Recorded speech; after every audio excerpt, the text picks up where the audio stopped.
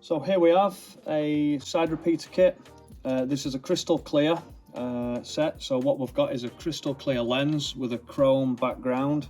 This is static flashing LED, and it fits quite a number of different BMW models such as E87, E90, E60, E84, like, you know, 1 series, 3, 5, 6 series, and also the X1.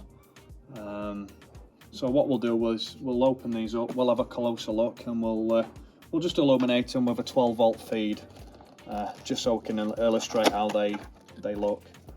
They are fully road legal, they are E-marked, and they are also MOT compliant.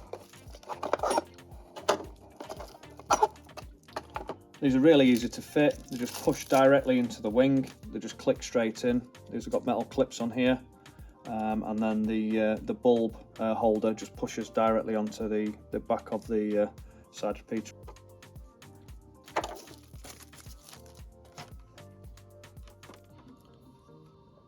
So as you can see, these are powered by 3 LEDs. These are static flashing. These are not dynamic.